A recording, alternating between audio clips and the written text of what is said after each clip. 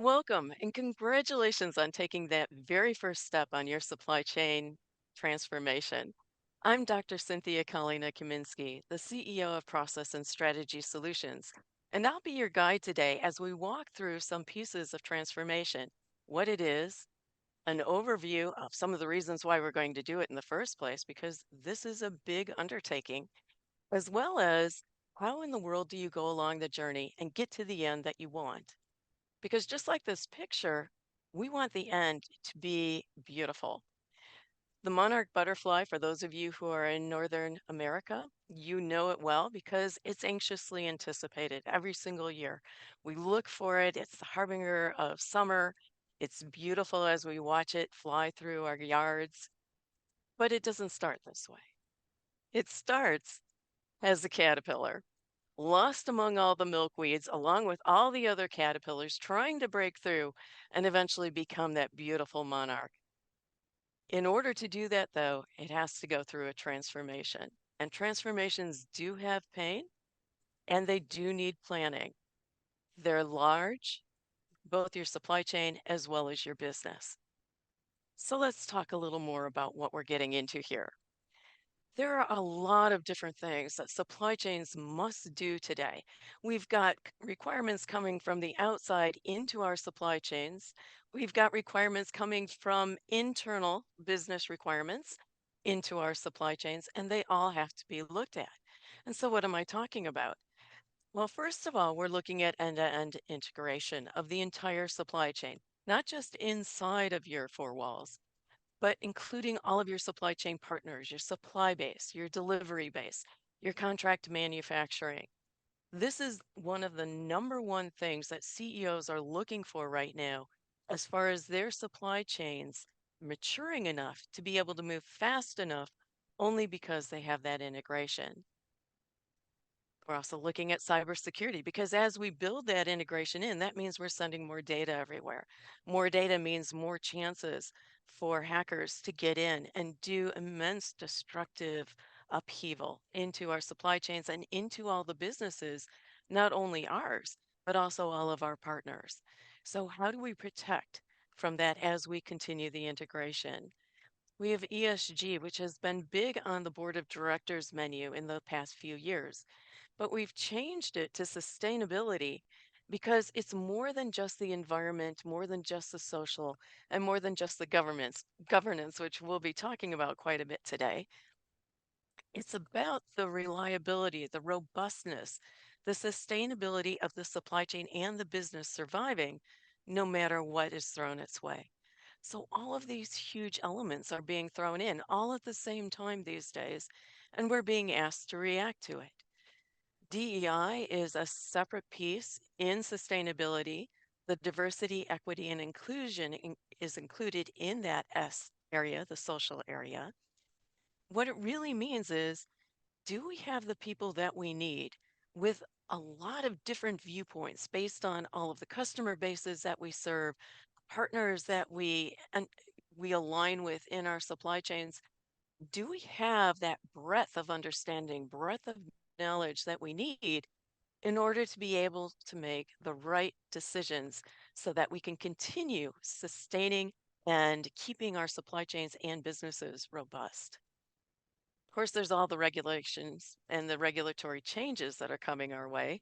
If we just talk about sustainability, you've probably heard that the US is anticipating that the SEC, the Securities and Exchange Commission, is going to be rolling out ESG requirements for reporting from all companies who are public.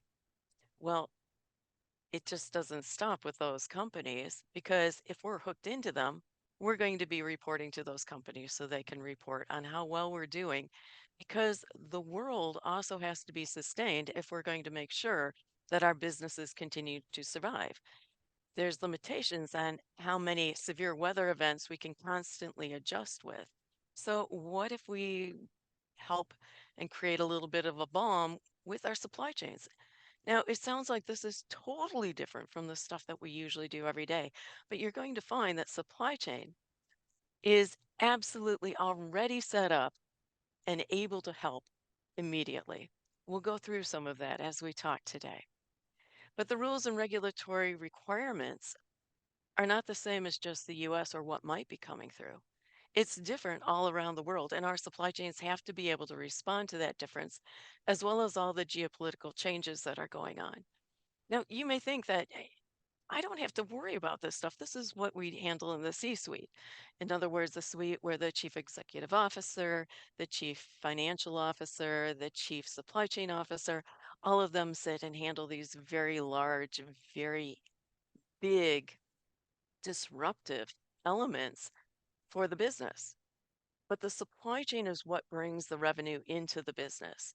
And therefore, we have to be able to understand what we need to do in supply chain in order to handle all of these big issues in the correct way with our performance for the business as a whole. And finally, we get to those economic variables that no one can quite interpret. I don't know if you've read any of the same articles that I have, but everyone's saying it's just sort of voodoo. We're not quite sure what's going to happen. But we do know that our credit is currently being squeezed and that cash flow is of the utmost importance. So, how do we make sure that no matter what happens in the environment or in the economy, we're not going to negatively affect our ability to perform business as a whole, as well as run our supply chains? But as I said, it's not just what's coming from the outside coming and then coming into the business. It's already what it is that we want to do in the business that's starting to push us toward that transformation because there are huge competitive forces at work and we need to maintain our competitive value. So we're going to look again at that end-to-end integration again, not only in our four walls, but all the way out into the partners that we bring in. And we're going to be looking at the trade-offs. And those trade-offs start to dictate what it is we have to perhaps transform to because we're not doing it now. And we'll get into that as we talk about our metrics. We'll look at partner scorecards, which again capture metrics, but they sit on the edges of our supply chains, aligning what our supply base needs to do in order to meet our performance requirements, as well as what our delivery base needs to do in order to meet the expectations of our customers. Because it's not just about us anymore, it's not just about the strategic plan, it's about the customer and being able to satisfy their wants and needs and our understanding of whether or not we're aligned correctly to that. So we'll talk about that more, as well as standards integrations. We may need to be ISO 9001 standard certified in order to even compete in certain areas. Or we may have decided that we are going to standardize on lean aspects, and that's how we're going to run.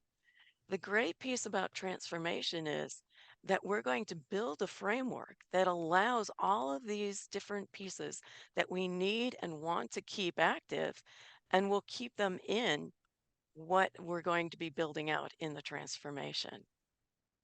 We need to understand technology advancement. How does it work for us? How are we going to put it together? Which technologies are going to be beneficial for us to use? And which ones can we use now? Which ones do we have to wait? Tech- As we go through our transformation, we're going to create a phased in program to be able to bring in and ultimately meet that final stage, the beautiful monarch butterfly that we want to achieve, but we have to build to it. And so, what is it that we're building? Why are we building in the first place? We're going to get into that. So we're going to use industry standard metrics. We're going to use what's called SCOR, the Supply Chain Operations Reference Model, because that is standard around the world. Supply chains do use this, so we're able to compare ourselves to ourselves to each other, if we need and want to. But we also know that there's something that other people have already struggled through. So why reinvent the wheel, reinventing new metrics? Let's use what has been proven to work and then build off of that. So as I mentioned, we have changing customer requirements. We have to deal with that every day. And what happens a lot of times is we run around our processes because they're just not working in order for all of this change to happen. That running around of the processes is one of the ways that we know we have to start looking at transformation. Things are just not working. We need bigger change. We need more cohesive change. in order to be able to handle all of this. And we need to start building our skill sets because, as we know currently here in the US, the UAW is striking. And part of their requirement is that you need to train us for what's coming for the future. If we're going to transform, then we want to build in that training, that skill set build, because that's what allows us to add the competitive value to our supply chains. And finally, but definitely not least, data is not way over there in the corner somewhere, and we're going to send them a note letting them know what they need to have ready for us.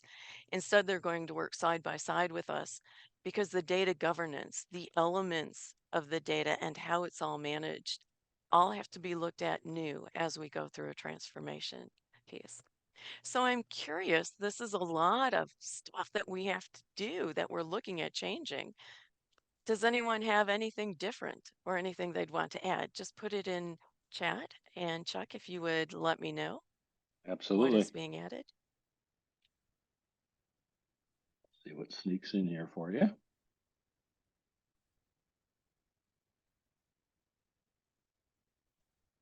Nothing yet, but folks could be tapping the keyboard. Yes, Yeah, this is overwhelming. this is It's a big stuff. lot. Yep, it's big stuff. Oh, Bob pops in with the comment culture, Rod, artificial intelligence.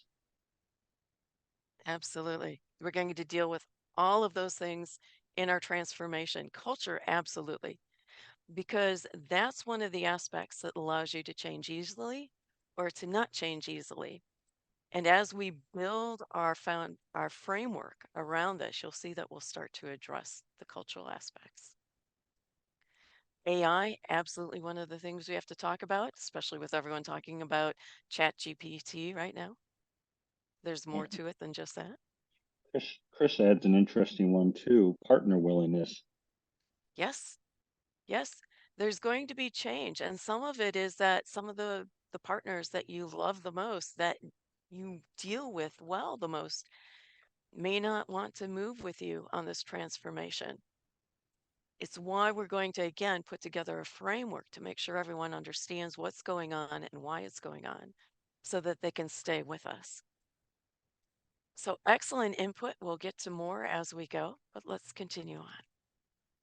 By now, you're probably feeling like there's just all of these plates spinning in the air that you have to keep spinning, and they're on these really thin little rods that are really wobbly. And the only thing you can do is run around like a chicken with its head cut off, spinning the plates, spinning the plates, spinning the plates. So if you'll put in either give us a thumbs up or put in a yes into chat if this is how you feel with all of the change that's needed in our supply chains. Yes, there's one. See how fast they come here. I should be timing them. Second, yes. All right, so as people Third, are putting in yeah, third, third yes, one. yes, here I'll we make it a. go. I'll make it a fourth. There's a fifth right there from Chris. There we go. Yes, this is how everyone, including your leadership, feels. There's just so much to look at all at the same time, and it all has to be addressed. And we're just running around spinning plates. And so, what we could do is bring in another person to help us run around and spin plates, but not everyone runs at the same velocity, which means we're going to bump into people, and some of the plates are going to crash just because of the way we're setting things up. And we don't want that to happen. So, what could we do to keep everything moving forward and not have the danger of the plate spin? Well, part of transformation is changing the mindset of the company, looking at new ways on how to perform as a supply chain and as a company. So instead of having plates spin up on very narrow, wobbly little rods, what if we have them spin on something solid? A record is just a plate. We've got a very solid base to the turntable. We've got a way to play what's on the record. And if you'll notice, we've got little bands on the record that tells us when we can move from one band to the other. It's a break. This is part of our project management. We're starting to build in a structure of being able to finish one set of notes that are captured on the first band and get them complete and integrated. And then we make sure that once it's all complete, we're ready to go to the second band. The way you make a record, the way you play it on a turntable, that's all the same. It's the structure that stays the same. It's the notes that we put in the structure that change the music that we're going to be playing. So we're going to be building the music, and later on we'll talk about building a tapestry, all the same, one piece at a time, one note at a time, one thread at a time. But we're going to be writing the music all at this of all of those spinning plates all at the same time. We're going to do it on one plate. It's all going to be integrated.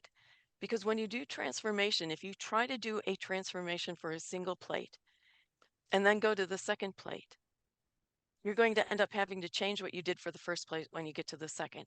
And when you go to the third, you're going to change what you did for the first and the second. So it's better to integrate them now and consider them as a whole and set up your framework inside of the company so that you can adjust and look at everything holistically and build what's needed. Again, it's going to be phased in, and we're going to have the structure of how we move from one stage to the other in our transformation in a very ordered way so that we can play the notes and hear a symphony, not just a bunch of discordant sound. So great. I get the notes and the fact that we're creating beautiful music from a bunch of different notes that are just, we can pick and choose from them. But what really is transformation, and why do my supply chains really need it? Because, it sounds like going through this transformation, if there's pain in it, do I really want to go into the pain?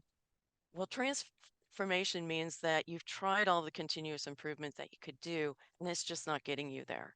There's something big, something more the business needs. And so we have to go through this if we're going to survive. So I want to start with an overview from a book by Jeffrey Moore. Jeffrey Moore is actually a marketing person. He markets technology companies, and he taught them how to go about entering into new markets and capturing them. And there are different strategies for doing this. And he then needed to be able to work with the C-suite, telling them how to actually understand what it takes to win. What is going on in the business itself? So if we think about the business at a very high level, we've got revenue performance, which is sales. This is bringing in the revenue. And then in order to bring in revenue, we as a company have to invest in certain things to be able to continue making the products or the services that are being sold so that we can make even more revenue. So we're bringing in money in order to spend money that in turn allows us to make more money. We start with what we know the best. Here in supply chain, we know the sustaining innovation area. The performance zone is the sales zone. This is bringing in the money. The productivity zone is where supply chain lives, along with finance, along with all of the scheduling and the planning, along with all of the transportation, along with all of our partners, along with anything else that supports the revenue performance. That means that we don't want to be causing major upheaval in this area. Instead, we're going to be doing continuous improvement. We're going to be optimizing the supply chain. We're going to be changing specific areas in the supply chain to eliminate errors, to be able to go faster, to get rid of constraints. And that allows us then to move that supply chain in the way we want it to move much more efficiently. But eventually, it's not enough to just change stepwise and to optimize. So we get into what's called the disruptive information innovation area. And this is where we do our transformation. So let me start with the incubation zone, just because it's more familiar. If we're a business and we have products that we then create to sell, and we're always looking at what's a new family of products that can come in and affect our revenue performance in a big way. In other words, at least by 10%, because we want it that big so that it has an impact on our ability to compete and the value that we're bringing to the markets. And that's why as we're in the R&D area, you'll see a lot of what looks like promising programs cut and stopped. It's because they're not going to be able to generate that revenue performance down the road. But once we prove that something can work in the lab, that doesn't mean it's going to work in our productivity zone. So we have to go into transformation and start to get it into reality shape. For supply chains, that means that all of those plates that we're looking at spinning, well, we're looking at them and we're evaluating them and we're figuring out, do we really need to and put this in? And how's it going to affect us? And what is it going to do for us? And who needs to start to pay attention to this? But in order to put it all together, to build a transformation for our supply chain, we need to go into the transformation zone. That typically takes about 3 years. It does not usually take for a supply chain 3 years until you get results because the borders are permeable between all of these areas anymore. Just like e-commerce now has an online component where it's doing the sales while it's also bringing everything immediately into our supply chains for fulfillment. We are transforming and we're pulling not only expertise out of the various areas to make sure that we don't stay in this disruptive transformation zone any longer than we have to, but we're also making sure that it's going to understand and meet the requirements of the realities that we have to work within. It doesn't mean we're not going to change. We are going to change in a big way, but everyone's going to know the change because of the communication plan and the structure that we're building to bring along the business as a whole as our supply chain is changing. If anyone has a couple of quick questions they'd like to put in the chat, we can go through those. Only want to take one, maybe two. We have a lot to go through this morning. Bob has it says seeking leadership alignment. Is is your question, Bob, how to go about doing that in this context? Well, it's kind of related to the culture question there. One of the things that I have run into fairly often is getting everybody on the same page to just even understand, what does transformation look like? What Cynthia's talking about really hits on a lot of these key issues, right? But to get everybody aligned and get the momentum all moving in the same direction seems to be one of the earliest challenges to deal with. Gotcha. It is. And that's where we'll talk later about some of the framework structure that we need for this transformation. And it must include your project manager who's going to make sure that everyone understands what the breakdowns of the different projects are, what the goals are of each, what the scope is, how much you can spend in it, what the budget is, of course, and what the timing is. That then has to be married with a change manager because that's how the communication gets out. They're constantly understanding what's going on in the business. Where are we not communicating correctly? How do we have to change that communication? So you'll see in the transformation journey that we're going to build that communication plan and bring people in right away from the very beginning. And we're going to start talking about it.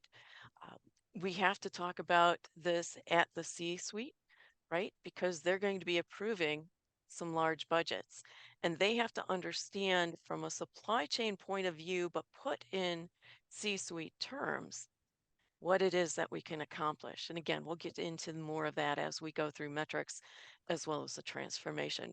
But the culture is huge. Uh, the culture is either going to make or break this transformation.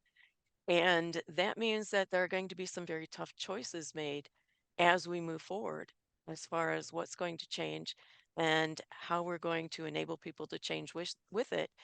And for the people who don't want to change, then what are the options? Mm, Great, great insight. yeah. Let's see So if i- go I- for it. I'm going to keep going. Go for it. Great. We now have a bit of an understanding about where transformation fits in the grand scheme of things. But how do we know when we're done? Because those first couple slides, there was a lot on there, and it could go on forever and ever and ever. Well, this is where our metrics come in. And we know that since change is the only constant, we're going to use these metrics in multiple ways. We don't want to have to keep changing out our metrics. That causes a lot of upheaval. And this is where SCORE, that supply chain operations reference model, comes in. Because the metrics we choose to evaluate what are the results we must get off of the projects that make up the larger transformation and off of the transformation itself, those metrics aren't going to change over time. So we can use them to evaluate against, are we getting where we need to be as we do the development? And then when we set it live, are we accomplishing what we said we were going to accomplish and getting those results? And if not, where are the pain points? Where are the places where we're constrained? And the metrics with SCORE allow us to create a hierarchy so we can see that and make it visible within our companies very easily. So the metrics are going to tell us what we have to diagnose as well as when we're done. And that allows us to say when the transformation as a whole is done, but also when each of the phases is done, when each of the projects inside of it is done. So they're going to be one of our major pieces that we rely on all the way throughout. And these have to be understood the same way by everyone in the company. So part of that cultural aspect is that everyone has their own metrics, because we went to a conference and the presenting company had a really cool set of metrics, and we can put them in too, and it'll help us see things in a certain way. But that new metric doesn't mean anything to any of the other areas within the supply chain. It's not integrated. And now we have to look at integrating. So there's a lot of discussion, and that's part of how we bring the culture along. A lot of discussion, a lot of, oh, I didn't know we did that. Oh, but how do we do this? A lot of cross-functional teaming built on purpose to enable that discussion so that everyone can come along and feel that they have an important part to play and they get to play it, as well as develop the understanding of actually what's going on. And they can then take it back into their larger groups. So from here, as I said, we're going to be looking at the SCORE metrics. So how in the world do we keep that score?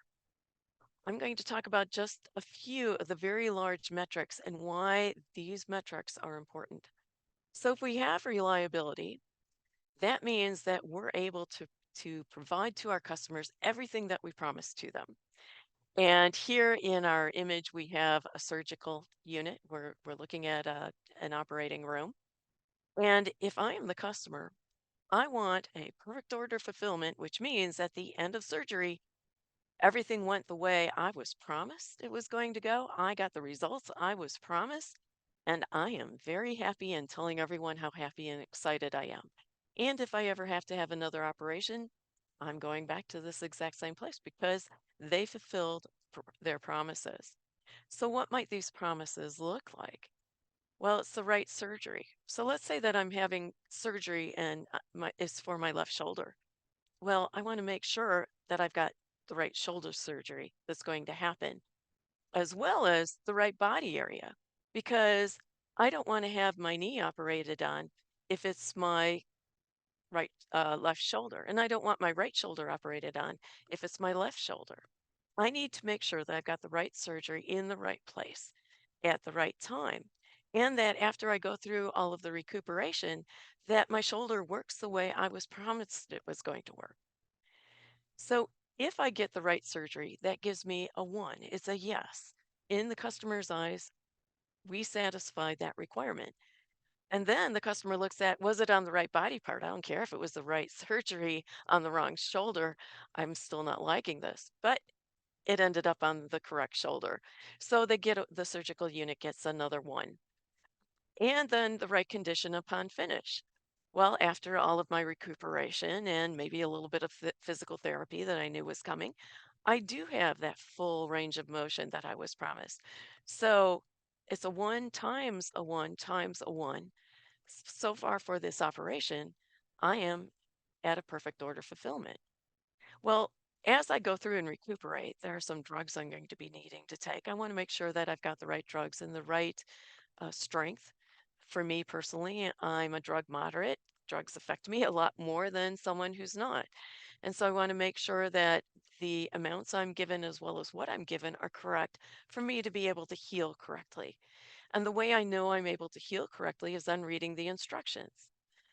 But if I get home and everything is correct, but those instructions are really tough to read, they're all in paragraph form with all these really long words that I can't pronounce, much less really understand what the heck is being talked about. And I can't see a clear do this, do that, do this, do that in this order. I'm going to have to call multiple times, or whoever's helping me heal is going to be calling multiple times in to get what is it that we do next. And that's going to be a little irritating. So here we have this fantastic operating room with a fantastic surgical team who did everything right. I got all the right drugs to help me through my convalescence. And yet I couldn't really understand the directions. And so therefore, it's like, they were good, but and that is not what we want because that's a zero. So I've got a one times a one times a one times a zero, which means we got a zero for perfect order fulfillment. We did not pass the consumer's test on what it was that we promised. And so this is a tall order to fill, but unless we make sure that our metrics are looking at both the outside metrics, how the customer evaluates us in their way, and how internally then we have to look that then we're not going to be able to get the performance we want. Notice, since I know that the instructions were problematic, if I go in and improve those instructions, I'm going to immediately get an improved perfect order fulfillment. So these directly affect your ability to not only perform as a supply chain, but in order to bring in new revenue. So as we look at this in supply chain terms, notice we've separated the in full from the commit date because if I'm looking at on time in full and something goes wrong, what do I change? I don't know. So it's the same thinking though. What is it that we're willing as a company to promise to the customers? And what do the customers expect out of us based on what they understand the promises to be? Which means now we have to look at our marketing and our contracts as well. So reliability is making sure that everything gets there. Responsive or in a perfect way. Responsiveness looks at from the time the order comes in until the time I put the product on the doorstep of my customer, how long does that take? And I'm constantly trying to make sure that I am acting faster, faster, faster. So I'm looking at what are all the times that make up this order fulfillment. And in neither case, neither for the reliability or the responsive, can I ignore the real metrics? I have to work with the raw data so that I can understand and give my company the gift of knowing exactly what's going on in the supply chain at all time so that we can evaluate what needs to happen. Because the model car that I just ran across the screen, that might not be the right order fulfillment cycle time. I may be in an industry where faster, faster, faster is the top priority. So if you'd like to put in chat or just shout out, who are some companies or perhaps industries that are in this top metric that we're concerned about is faster, faster, faster. In other words, responsiveness. Who would I've fit got this? the chat box up here. So Amazon Fresh. Rod says home delivery. Gopal was the gentleman on the Amazon Fresh. Hmm? Absolutely. Customers don't want to wait 3 weeks for the Amazon Fresh to come in, right? And Amazon has made it their competitive strategy to beat everyone else just by being better at being at this order fulfillment cycle time. But notice what they're doing. If they're getting to you quickly, then they may send a partial order because, hey, I got you the order within 2 days. The rest of it is going to come as soon as I get it and can get it to you. So they've released the reliability in order to be more responsive. That's a trade-off that's been made at the strategic levels. And those are the things we have to look at and evaluate as we go through our transformations, because we're going to have conversations about this is the way we have to respond. These are the trade-offs that we'll take for us to meet our customer requirements, but that's slightly different than what we're expecting out of our strategic plan. And those have to work together. So we as the supply chain are the glue that starts to link our end customers to our strategic plan and get that all aligned. Cynthia, we also had DoorDash and Target using Shipped. Um, Yeah. I find it interesting. These are all retail. None of these are industrial companies that we're equating with fast. And that makes sense, right? Because the customer is impatient. Whereas the industrial user, they want it when they want it, but don't give it to me early. I don't have any space in my warehouse. I don't want to be storing your stuff. And I don't want to accept ownership too early. And I don't want it late because then you've messed up all my scheduling. Hmm. So there's a cadence to industry that does not exist in the consumer realm.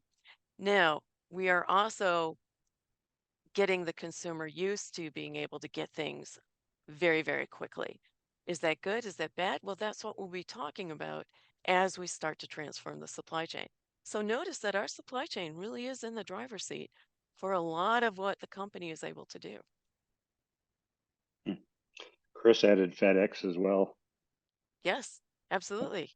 They if they promise next day delivery, it can't be in 3 days because we're on the phone, right? Yep.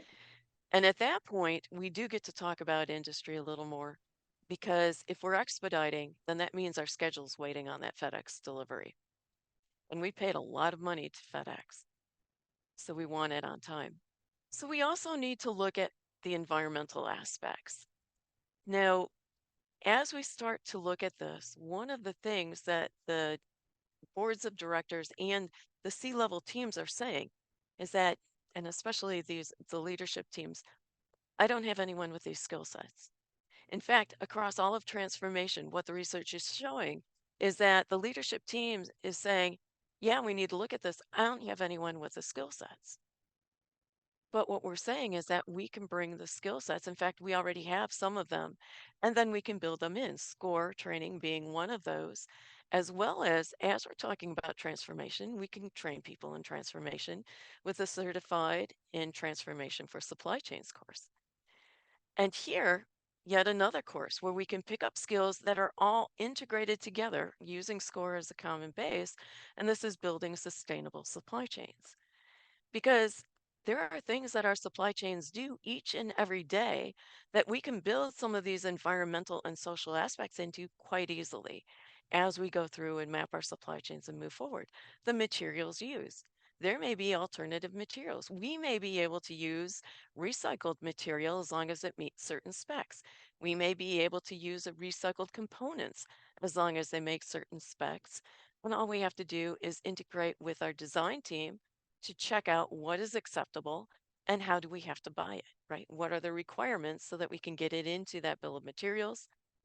And then we start setting up metrics that are well known uh, for our materials used. How much was recycled or reclaimed material?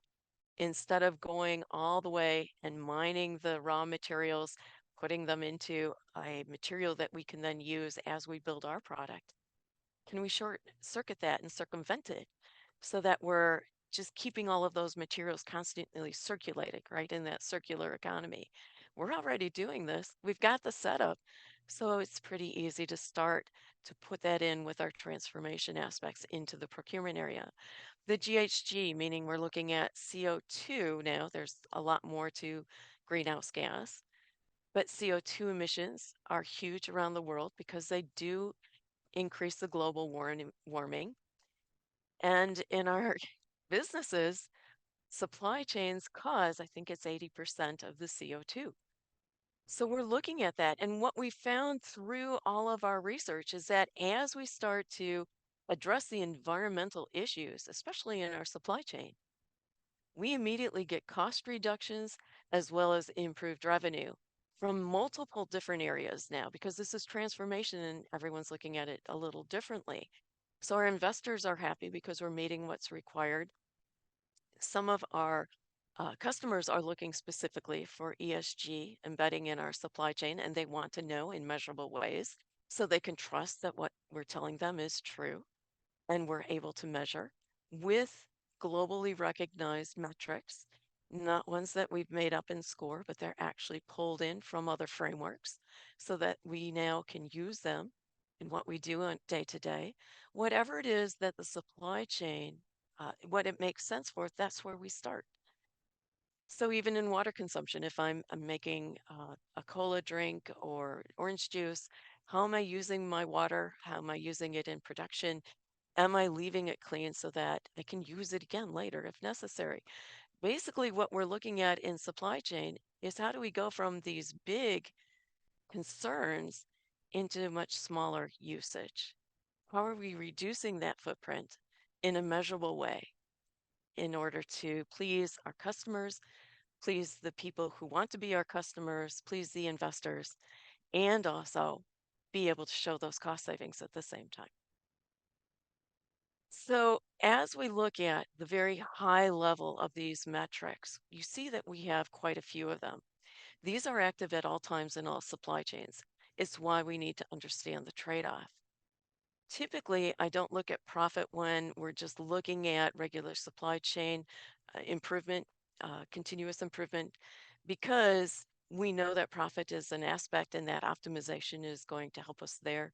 But when we're in transformation, profit comes right on in as one of those major areas that we're tracking. Because if we're not going to be profitable from all this disruption that we're causing and the change that we're embedding, then why are we doing it? So we want to make sure that it fulfills everything, not all at once, because that's too much to ask, but piece by piece by piece, as our project schedule allows us to move between those bands of music that we get to hear, and eventually we hear the full symphony.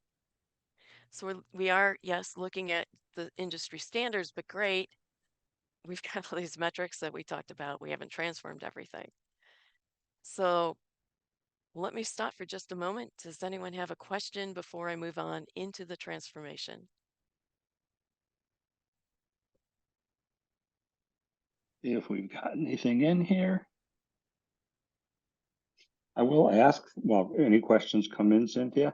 When you talked about the profit, where we've continually have always thought over the decades of more and more and more and more and more in terms of profit, should we be thinking, I don't think it's a softball question, but should we be thinking more, even if it's the same profit, we should be thinking that same profit over time rather than up over all the time? I am so glad you asked that, Chuck, because yes, we think over time, but there is actually another element of profit that we look at. We now are able to start looking at not only the monetary profit, but then the ESG, the environmental profit. By lessening our impact on the environment, how does that improve our ability to perform as a company? Yes, we'll get that into monetary forms, but it may not come out on the profit line. However, it does all those indirect, it has all those indirect effects as well as because we're being pushed so hard. And it's not that it's unneeded. Um, we can't handle all of this disruption that's always going on in our supply chain. So we can help to calm it down. That's that environmental aspect and the social aspect that we're looking at. We can't have people going out on strike all the time because we're not going to get any fulfillment done. So, how do we start to handle that? And we can handle that right away in our supply chain by looking at the profitability of just being able to handle those things in our ability to continue to perform, to continue to uh, to move goods and services. Mhm. No other questions came through. Okay. So this is a little different transformation journey than you may be used to looking at, but this captures the change management that is involved. And as I talked about before, we're going to have a framework around all of this. And we're going to have the project management, we're going to have the change management working with the transformation champion who's going to be looking there. These give us different viewpoints to look at what's going on at all times and for everyone to make sure that all of the different aspects are being addressed at all times. Because, like we said in our record, there are various notes that we want to play and we want them embedded in that music that we're composing. So, are we putting those notes in there? What this does is it all starts with that strategic why. This usually comes from the C suite. Things have to change. Here's what we need. It may end up dropping out in a strategic plan instead of an official, hey, how in the world are we going to change because this is what we need to have happening. But we need to understand the why and put it in metrics, in strategic metrics, so that we can make sure that we're meeting what it is that will get us where the leadership wants us to go. Now, does this mean that this why won't be adjusted and molded as we do the transformation? No. As we go through transformation, there are uncertainties that we're starting to solidify and make certain. That means we're going to adjust what we thought was true, but maybe isn't true. So we're constantly looking at those assumptions we made and adjusting what it is that we're going to end up with. Once we know the why, then we have some initial stages that we want to get through. This is your pre-planning. We're starting to train people, which is preparing for success. We have to have people who can talk the talk, who understand the metrics. These are cross-functional teams to begin with, again, in your training from all parts of the business that are going to be involved in part of this transformation. We want people talking the same language so that we can continue moving forward, and as we get all of those cross functional teams trained and we start thinking through things, there are going to be pieces that were forgotten, high level risks at this point that we didn't address. Maybe we need to bring in someone else. Maybe it's one of our key suppliers who needs to be represented when we get to this specific aspect of the transformation. So we're constantly trying to make sure that at every point in time, we've got everything we need in order to go into the next phase, which becomes much more detailed. And that means we're brainstorming what our support systems are going to look like. What are the teams going to look like who support the teams that are doing the transformation work? Do we have a change board that we need? We may not be making it here in this brainstorming area, but we're at least acknowledging the reality that we need to have a change board so that when this team of people on the change board have something brought to them, they can look across all of the transformation requirements and say, yes, this is meeting it and it fits in, or no, you forgot something. There was that C note that you forgot to put in there that needs to be threaded in. So please go back and adjust a bit. Or as we go through SCOR, you'll see that there are various levels. Some levels are identified in SCOR, others are identified by the company. That means that change board is going to be looking at how do we combine everything that the company is now making at those unique levels for themselves and making sure that it still forms all these Lego blocks that we're going to be using so that someone else in some other part of the world can use that same Lego block in the same way and it's not understood differently, because that's what's going on in our supply chains right now and we want to eliminate it. So these support systems are very important. And as we train people, we've got them thinking about the transformation, and we're constrained from actually training, actually transforming and what it's going to mean. What are some of the gaps that they're capturing so that we can start to do the transformation work?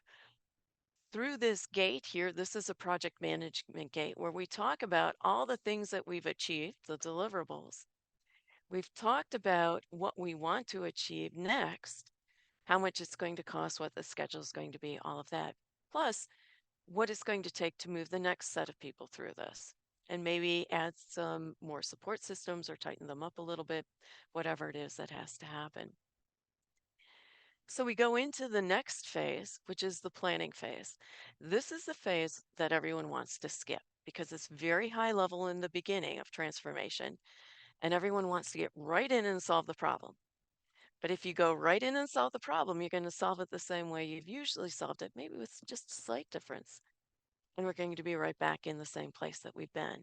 Here, we have to start new. We have to look big picture and then start collapsing it down into the detailed aspects.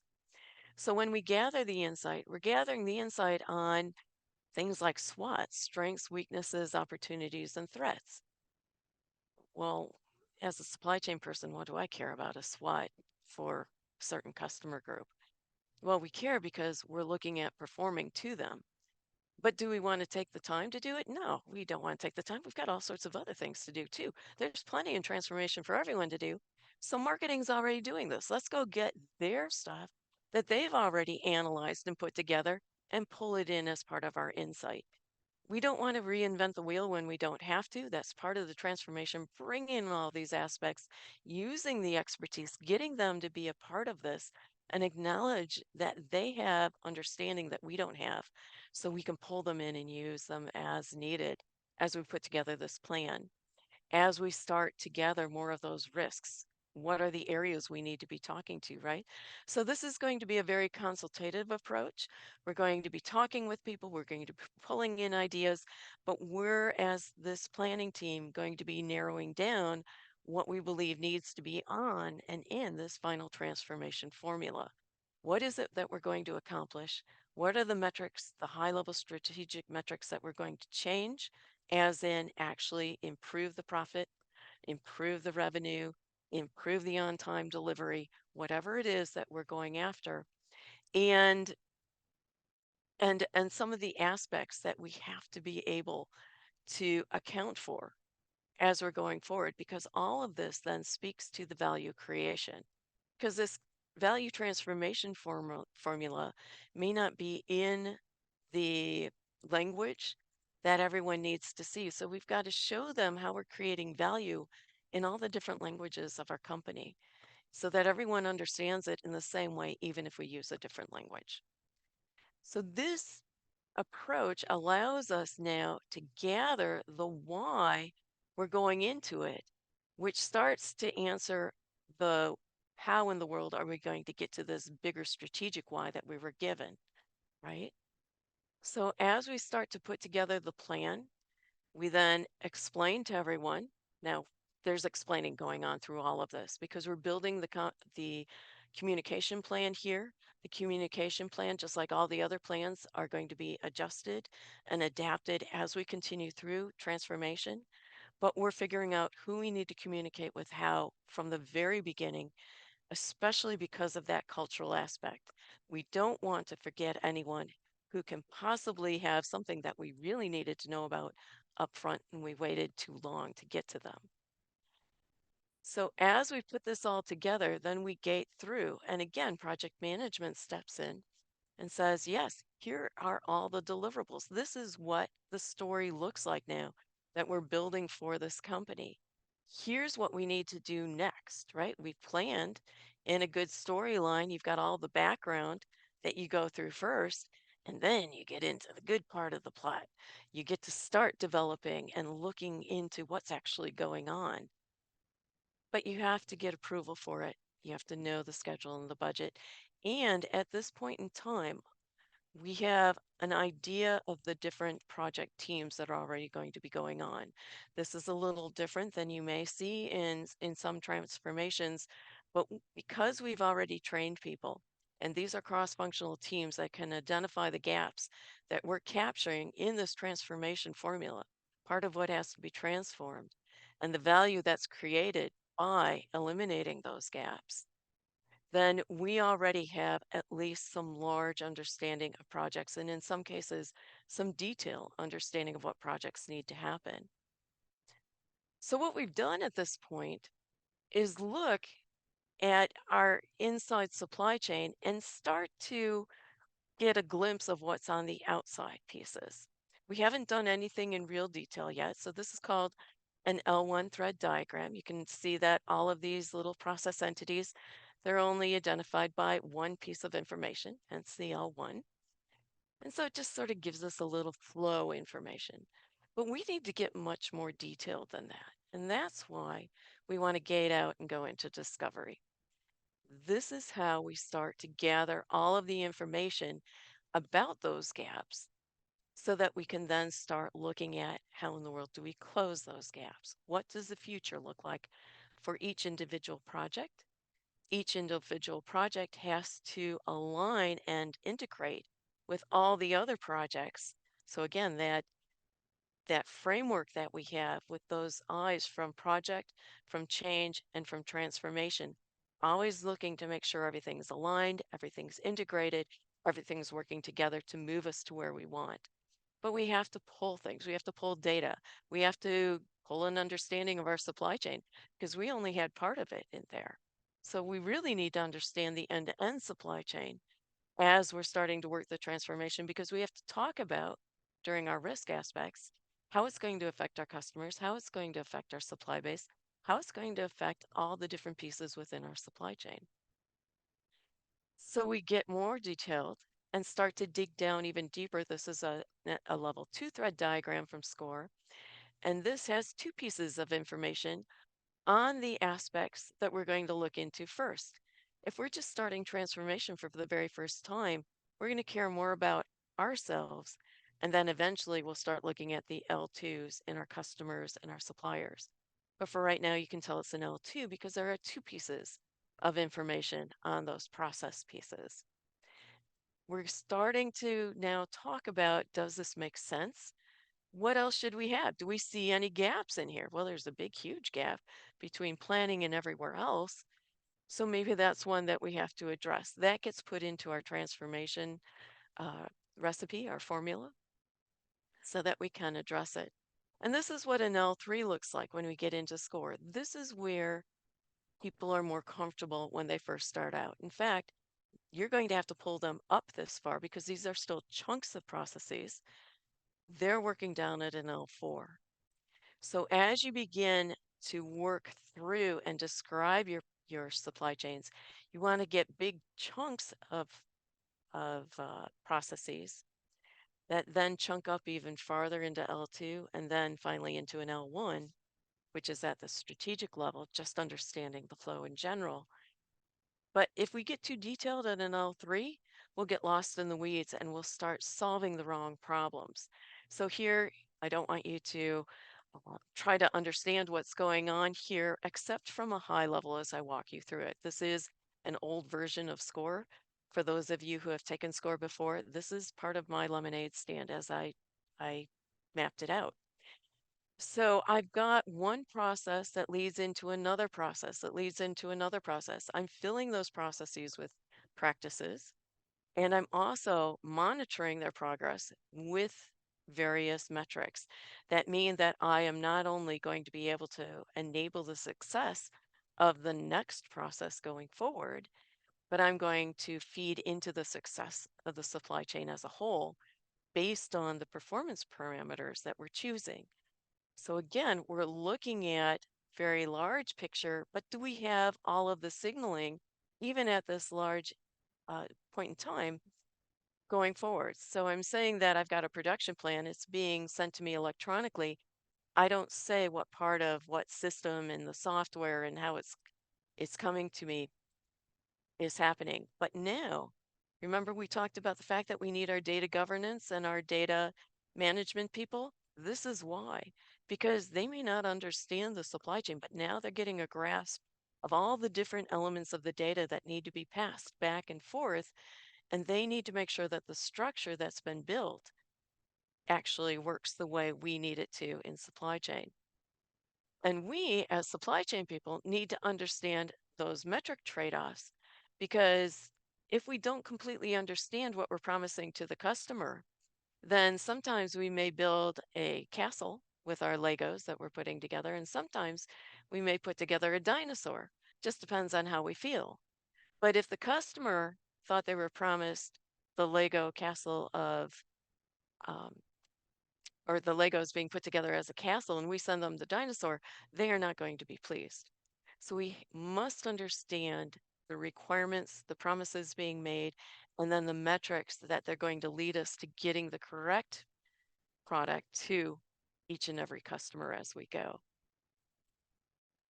So as we start to look at this and look at the gaps and start to find all of the things that we'd really like to fix, we're creating even more requirements for ourselves because now these are at the detail levels.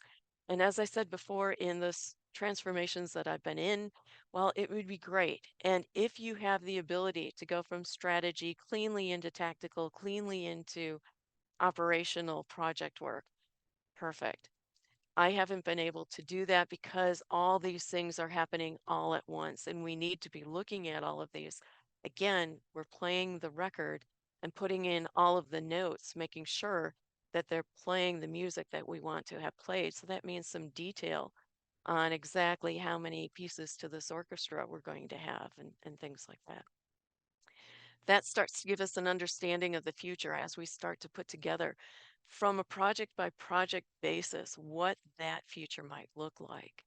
So it may look like this in terms of planning. I've got a bunch more planning that I'm going to be sharing, but in doing this, do I have the data elements needed to be able to share?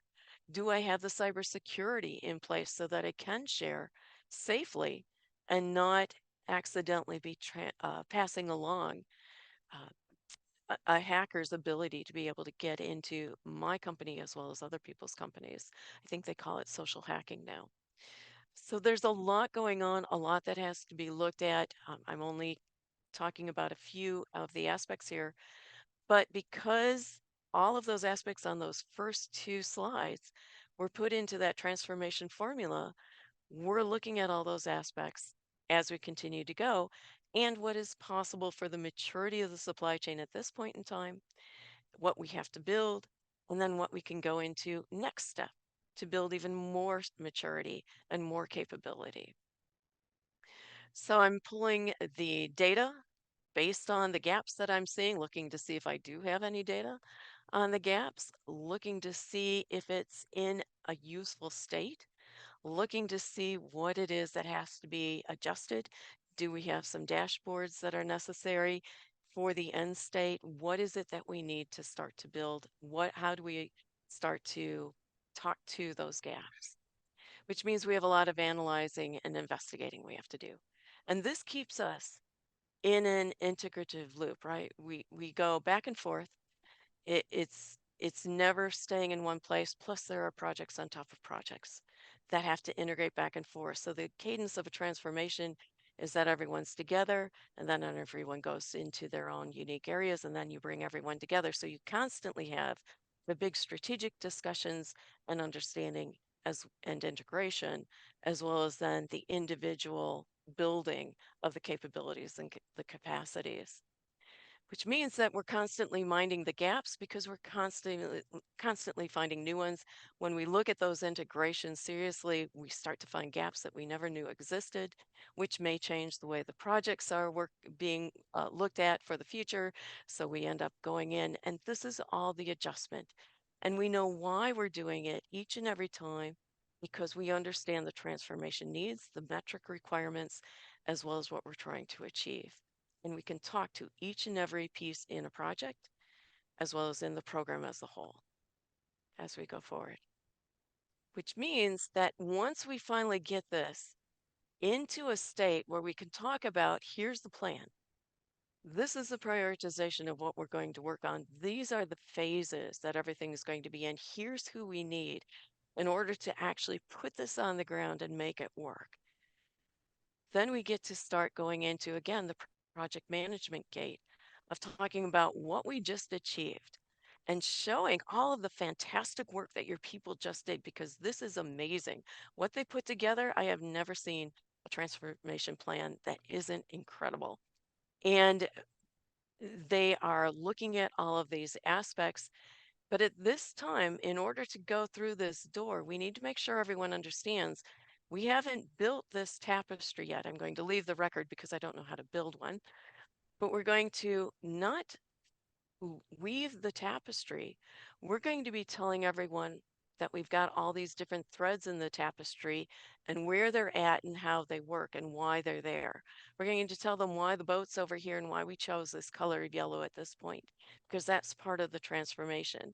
And at this point, all they see is the sketch, maybe with colored pencils, of what the final piece is going to look like and what it's going to take to actually get the weaving done. And so as we get that approval, we then have someone come up and say, but I always wanted this tapestry over here. What gets you to the tapestry that all of this investigation made got you to, because this is a unique tapestry. No one has ever seen it before. You're creating it based on the needs and the wants of your supply chain. And understand one of the things that's overlooked, and we talked about just briefly in the beginning, supply chains are what bring the revenue into the company.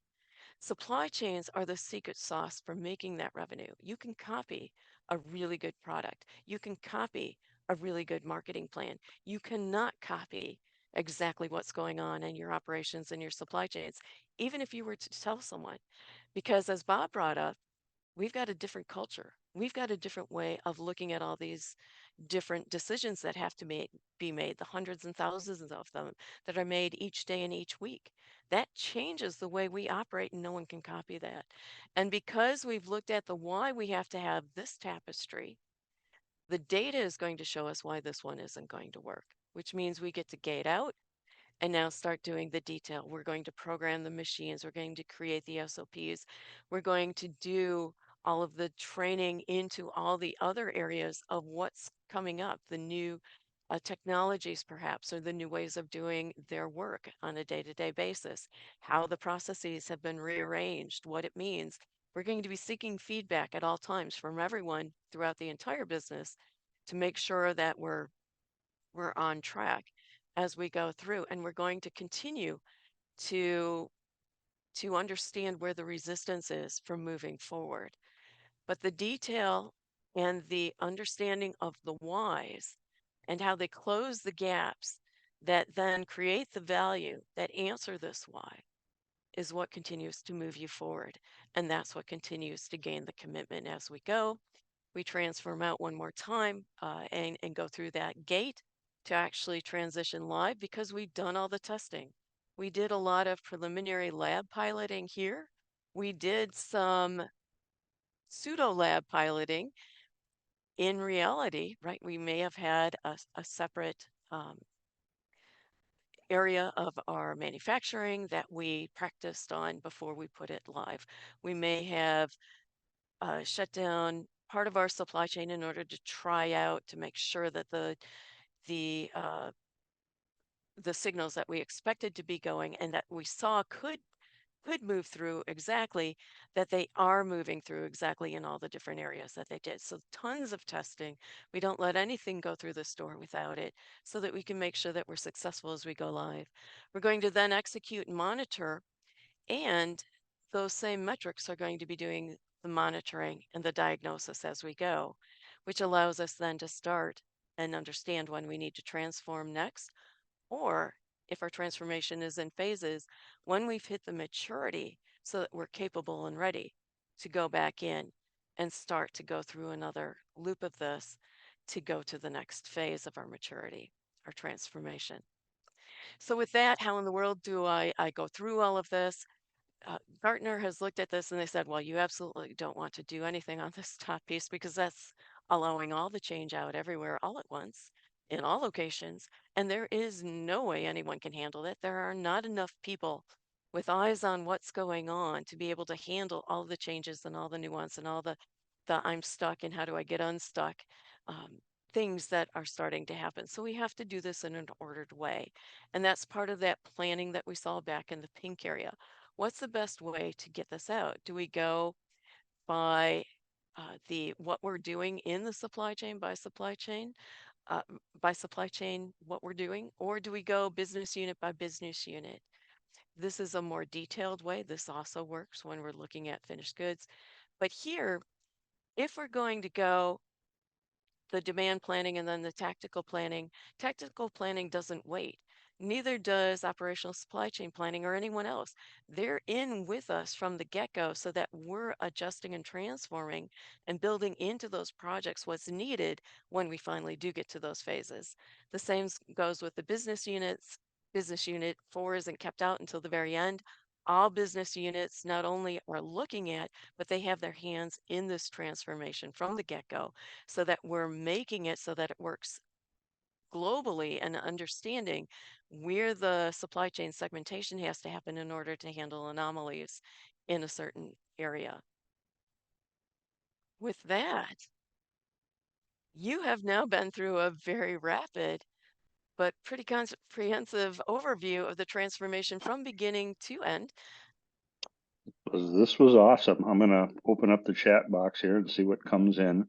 I I had an itch between my shoulders, Cynthia, on the I had it during some of our studies, but I got it again here. Is just in my head, I'm going, oh my gosh, I need my C-level person to step up to the bar and be willing to step into this. And I got volatility and I got people changing jobs every 18 months. And how do you keep your arms around all this stuff?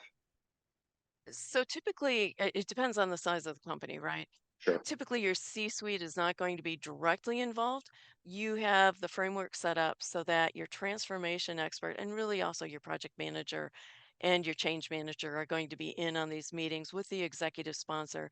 This is the sponsor that has that direct link into the C-suite that can understand and help you position the what needs to happen, what answers do we need to get, how do we present this. You are going to talk to the C-suite. You have to get in there somehow, or at least the VP level, because this is big and they have to know what's going on. They're budgeting for it, so they Sure. need to know what their money's going to get. But then that communication plan keeps that that continuous chain of discussion, even if it may be a little bit indirect, it Hmm. keeps it moving because you're feeding your executive sponsor exactly what that person needs in order to move it into the C suite. Gotcha. Chris has got a question here. It says, when does it make sense to involve your supply chain partners in the transformation path? That's part of what you're going to be working out during your planning because you may not want them in all the time. It depends on who the partners are. It also depends on who the customers are because they may be someone you also want to bring in. You've got to have enough planned so that you can take them a story, not just say, hey, we'd like to transform. What do you think about joining us? Right. That's why we go through the green preparation part so we can start to figure out what the gaps are at a very high level, what some of the risks are, because possibly some of what the partners are helping us with is going to be in on that risk discussion, as well as then what is it that that we need to be doing as a whole. They want to hear the whole story. They're just as busy as us. They don't want to hear it as we develop it. They want to know and understand what they're getting into when they get and start talking to us. Yeah, that makes sense. Yep. I I say it'll see if other questions pop in here. I find myself, because it's my learning style is to read. Um, I think Amazon's going to get me for a couple books here, but I found myself writing a note says, "Get a book on how a conductor operates a symphony." Exactly. And not just operate it because your transformation champion, your change management and your project management people are going to be the conductors. But before that, you also have to compose it. Yeah, And so it's that composition that's really what you're developing in the supply chain transformation. and metaphorically, your first chair is going to, of the brass section is going to be your department leader, whatever. Yep. Bob asks, can you talk more about the last slide from Gartner? So one of the things, and I didn't enunciate this specifically on the slide, is that in order to get this to be successful, you have to have had very successful communication within the projects themselves, between the projects, that's that integration, and then throughout the business. And this is constantly happening. And so what this chart is trying to tell us is how can you successfully put in and deploy a transformation, something that's got huge ramifications for the business, and you don't want to do it all at once. And so these are just from their research. These are just a few of the different ways that you can start to deploy the transformation. Typically, if you're looking at the finished goods, you're also really, in my mind, looking at the end customer. So who are we playing to first? And then for that who, it goes back into the supply chain and you look at all these different types of areas. All of this will be everything that's listed here is looked at during the transformation.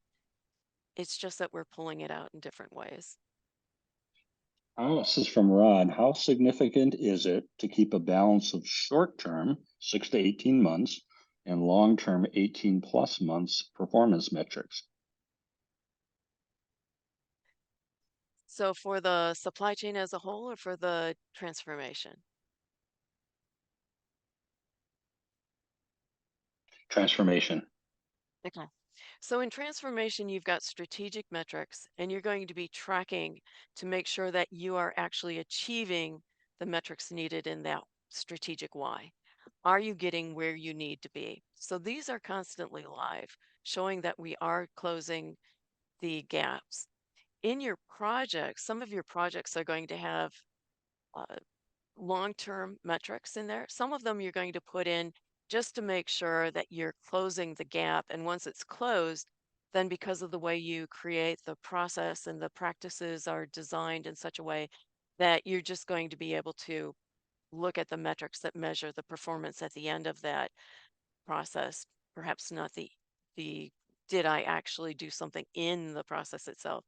There are some metrics that we will throw away as we go through. Whether they're 6 months or 18 months, it depends on the specific project that we're doing. We have to have enough visibility at the strategic level to see we're closing gaps. That's enabled by this level two. So when we looked at the reliability. And we looked at perfect order fulfillment. Underneath were all the things that created that perfect order in my customer's eyes. Those are level twos. So those level twos are very, very active in all of the project work that we're doing, but we know how to spin them up and add them together in order to see if we're meeting that level one commitment. And then, of course, we continue down into the level three. These are more detailed metrics. Again, some of which the level twos are pretty much the promises are the promises. And unless strategically you choose to get rid of some of them or add some more, for example, if I was in a biopharma company, there may be something about regulatory requirements in here because that's part of what I have to satisfy. And I have to satisfy my customers that I am meeting that. That's not general across all industries, which is why it's not captured in there. So those level threes start to detail what's going on in the level twos. If something's wrong up here, then I can look at the level threes and we continue that cascade. That's how we're able to check and make sure that our projects actually are going to do what we say they're going to do. And we can test to make sure that they're going to do that because we know the metrics, we know where they're supposed to be showing up.